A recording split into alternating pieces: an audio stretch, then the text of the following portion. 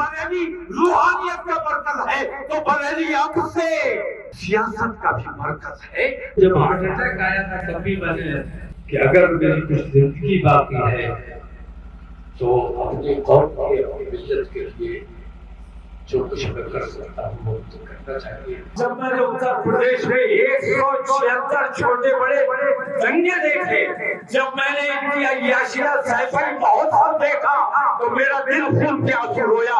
मैंने कहा कि ऐसे जालिमों के साथ नहीं बैठा जा सकता। ऑल इंडिया इत्तेहादी मिल्लत काउंसिल के राष्ट्रीय अध्यक्ष नबीर आला हजरत मौलाना तौक़ीर रज़ा खान ने दिल की बीमारी से उबरने के बाद दो बड़ी बातें कही हैं।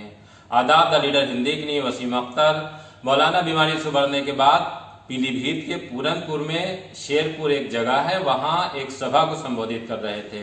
एक तरह से चुनावी सभा थी। मौलाना ने इसमें दो अहम बातों की तरफ लोगों का ध्यान दिलाया है। पहली बात यह है कि मौलाना ने दरगाह आला हजरत, जिसे रूहानियत का मरकज कहा जाता है, मौलाना ने भी यही कहा। उन्होंने कहा कि मरकज अहले सुन्नत रूहानियत का मरकज है और रहेगा, लेकिन अब ये सियासत का मरकज भी है। यहाँ से जो फरमान जारी होगा, मतलब ये कि जो सियासी फरमान जारी होगा मुसलमानों को उसे मानना पड़ेगा। ये बात इस वजह से अहम है कि अब तक अगर हम देखें तो दरगाह को सियासत से दूर रखा जाता है। मौलाना ने जिस तरह से ये कहा है कि बरेली को सियासत का मरकज भी मानना होगा और यहाँ से जो हुक्म जारी होगा वो सबको उस पर अमल करना होगा। बरेली अल्हम्दुलिल्लाह मरकज अहले सुन्नत था, मरकज अहले सुन्नत है। बरेली रूहानियत का मरकज है और इंशाअल्लाह रहेगा। लेकिन अब बरेली ने इससे आगे बढ़ के एक और फैसला किया है कि बरेली रूहानियत का मरकज है तो बरेली अब से सियासत का भी मरकज है और बरेली से जो हुक्म जारी होगा वही तमाम मुसलमानों पर आयद होना चाहिए, उसी पर मुसलमानों को अमल करना चाहिए, क्योंकि बरेली वाले न कभी बेईमान थे न कभी बेईमान हो सकते। बरेली वाले मदीने वाले के नाम पर टिके हुए हैं, इनको कोई किसी भी कीमत पर खरीद नहीं सकता। ये अपनी मिल्लत के लिए थे और मिल्लत के लिए है और मिल्लत के लिए रहेंगे। ये कहने के पीछे मौलाना का मकसद ये है कि जब तक सियासी ताकत हासिल नहीं की जाएगी तब तक मुसलमानों की समस्याओं का समाधान नहीं होगा। मुसलमानों को इसी तरह से विपक्षी निशाना बनाते रहेंगे। जाहिर सी बात है कि ताकत तभी आएगी कि जब सियासी तौर पर मजबूती मिलेगी। मौलाना ने इस मौके पर समाजवादी पार्टी पर बहुत ज्यादा तीखे हमले किए हैं। अभी तक मौलाना जिस तरह से दंगा आयोग की मांग कर रहे थे उससे और आगे बढ़े हैं।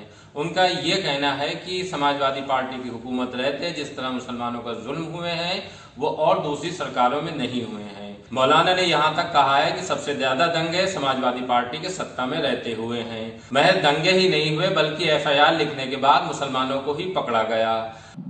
अखिलेश यादव की हुकूमत में मैंने उनकी पार्टी ज्वाइन नहीं की थी, मैं पार्टी से बाहर था, अपनी पार्टी में था, लेकिन उन्होंने मुझे लालबत्ती दी थी, मिनिस्टर बनाया था और मैं चाहता था मिनिस्टर बन के जैसे और लोग ऐश कर रहे थे मैं भी ऐश करता रहता।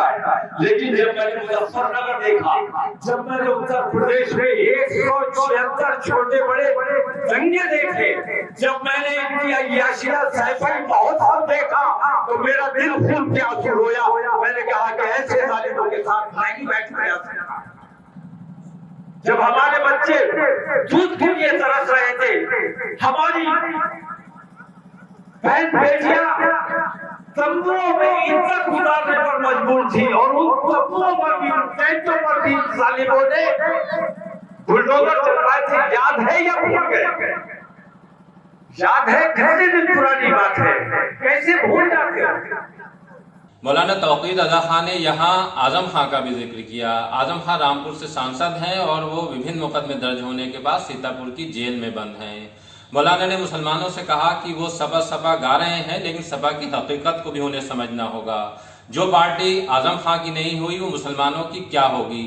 मौलाना ने अपनी मिसाल भी दी। उन्होंने बताया कि बहुजन समाज पार्टी की सरकार रहते उन्हें दंगे के इल्जाम में गिरफ्तार किया गया था, लेकिन जिस तरह से मुसलमान सड़कों पर आए, खानदान के लोग आगे निकल कर आए, सरकार पर दबाव बना और मुकदमा वापस लेना पड़ा। जब रामपुर में आजम खां पर बकरी चोरी, किताब चोरी और इस तरह के दूसरे मुकदमे लिखे जा रहे थे, अगर समाजवादी पार्टी उस वक्त आजम खां के साथ खड़ी हो जाती, उन पर दर्ज होने वाले मुकदमों का विरोध होता, तो आज ये नौबत नहीं आती। समाजवादी पार्टी ने ये साफ कर दिया आजम खां के मामले में कि वो सिर्फ दिखावे के लिए, मुसलमानों का वोट पाने के लिए उनके साथ है, बल्कि जब हक की बात आती है या जुल्म के खिलाफ उनके साथ खड़े होने की बात आती है, सब समाजवादी पार्टी पीठ दिखा देती है। मौलाना तौक़ीर रज़ा खान ने जिस तरह के इल्जाम समाजवादी पार्टी पर लगाए हैं, उसका मतलब साफ है कि वो चुनाव में जो 4 महीने के बाद यूपी में होने जा रहे हैं, समाजवादी पार्टी के साथ नहीं जाएंगे। वो किसके साथ जाएंगे, इसके लिए थोड़ा इंतजार करना पड़ेगा।